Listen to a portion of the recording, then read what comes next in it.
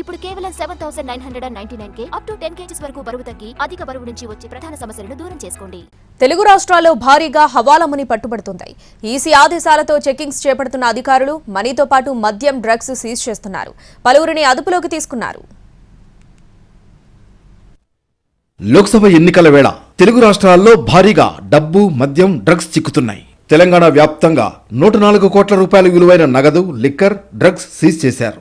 ఎలాంటి పత్రాలు లేకుండా తరలిస్తున్న 63 కోట్ల నగదును స్వాధీనం చేసుకున్నారు అధికారులు. 5 కోట్ల విలువైన లిక్కర్, 7 కోట్ల విలువైన డ్రగ్స్ సీజ్ చేశారు. లైసెన్సులు లేని 14 గన్స్ కూడా పట్టుకున్నారు ఎన్నికల అధికారులు. సైబరాబాద్ పరిధిలో 1,96,70,000 రూపాయలను పట్టుకున్నారు ఎస్ఓటీ పోలీసులు.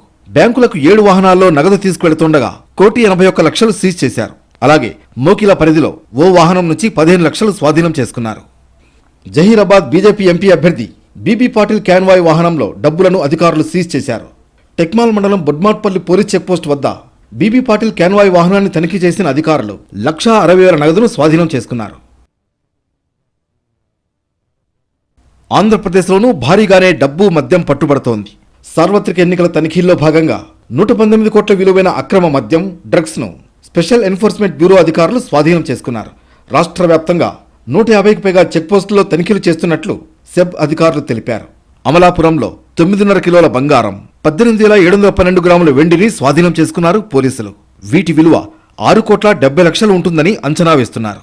మరోవైపు విజయనగరం జిల్లా గజపతి నగరం మండలం కేఎస్ఆర్, ఆంధ్ర ప్రాంతాల్లో 148 మద్యం బాటిల్స్ సీజ్ చేశారు.